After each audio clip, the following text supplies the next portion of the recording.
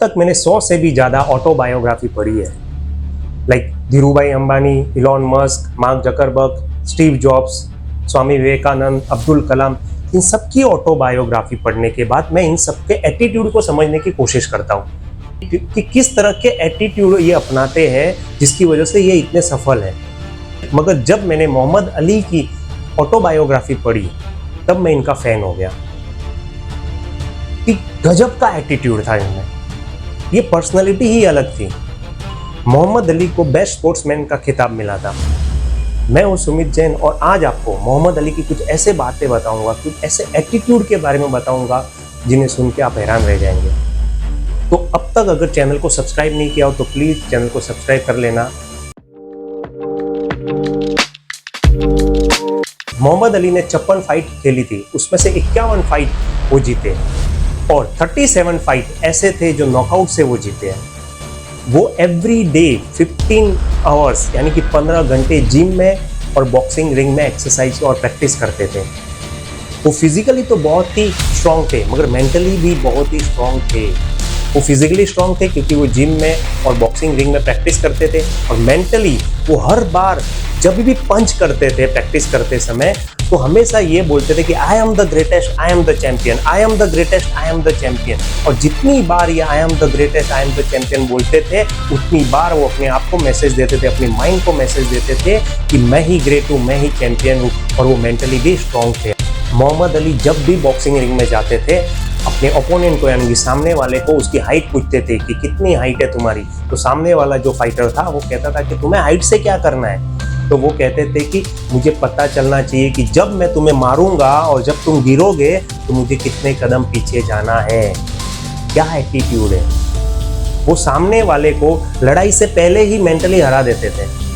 जब भी एटीट्यूड की बात आती है ना तो मोहम्मद अली का नाम सबसे पहले लिया जाता है। नो पेन नो गेन जो स्लोगन था सबसे पहले मोहम्मद अली ने ही कहा था। मोहम्मद अली ये कहते थे कि जब वो पुशअप्स मारते या वेट उठाते थे, डंबल्स मारते थे, तो वो तब तक काउंट नहीं करते थे जब तक पेन शुरू नहीं हुआ। लाइक अगर वो 25 पुशअप्स मार रहे हैं और 25 पुशअप तक उनको कुछ भी पेन नहीं हुआ और 26वें पुशअप से उनको थोड़ा पेन हुआ तो वो 26वें पुशअप्स को 1 काउंट करते थे, 27 को 2। हर एक इंसान की बॉडी अलग अलग होती है, तो वो ये नहीं कहते कि हर एक इंसान को 25 पुशअप्स मारने चाहिए, मगर वो कहते हैं कि जब से दर्द स्टार्ट ना हो ना तब से काउंटिंग शुरू नहीं करनी चाहिए। जैसे ही दर्द स्टार्ट हो, जैसे ही पेन हो, तब से काउंटिंग शुरू करें। तो जब उन्होंने बॉक्सिंग को हमेशा के लिए छोड़ा तब वो कह के गए थे कि मैं बॉक्सिंग रिंग को याद नहीं करूँगा, बॉक्सिंग रिंग हमेशा मुझे याद करेगा। कि कोई बॉक्सर था मोहम्मद अली जैसा। एक बार इंटरव्यूअर ने उनको पूछा कि तुम्हारी सफलता का राज क्या है, क्या चाबी क्या है। तब उन्होंने कहा द अल्टीमेट सेल्फ कॉन्फिडेंस। जब वो बड़े बॉक्सर नहीं थे, द ग्रेटेस्ट बॉक्सर नहीं थे, तब भी वो हिट करते थे, जब भी पंच करते थे I am the greatest, I am the champion, हमेशा ये कहते थे। और वो जब कहते थे तो अपने माइंड को मैसेज जाता था और वो उसी हिसाब से एक्ट करते थे, और जैसे एक्ट करते थे वो एक बड़े बॉक्सर बनते गए और दुनिया उनको एक बॉक्सर, द ग्रेटेस्ट बॉक्सर के रूप में मानने लगी थी। तो वो कहते थे कि सबसे पहले तुम मानो कि तुम एक बड़े बॉक्सर हो, तुम मानो कि तुम अपनी फील्ड के बादशाह हो। उनका ये मानना था कि सबसे पहले तुम मानो कि तुम सक्सेसफुल हो, तब जाके दुनिया तुमको सक्सेसफुल मानेगी। वो अपने आप को हमेशा द ग्रेटेस्ट बॉक्सर मानते थे, इसके लिए दुनिया ने उनको ग्रेटेस्ट बॉक्सर माना। लाइक अगर आपको लाइफ में कुछ करना है तो सबसे पहले मानना जरूरी है। अगर आप ही नहीं मानोगे, आप ही अपनी काबिलियत को नहीं जानोगे तो दुनिया आपको कभी सराखों के नहीं बिठाएगी। जिस तरह माय डियर जंगल में जिराफ की हाइट सबसे ज़्यादा होती है फिर भी वो जंगल का राजा नहीं है। हाथी सबसे पावरफुल है, ताकत में भी और बड़ा भी है, फिर भी वो जंगल का राजा नहीं है। चिंपांजी सबसे चालाक जानवर है, फिर भी वो जंगल का राजा नहीं है। चीता सबसे तेज दौड़ने वाला जानवर है, फिर भी वो जंगल का राजा नहीं है। तो फिर जंगल का राजा कौन है?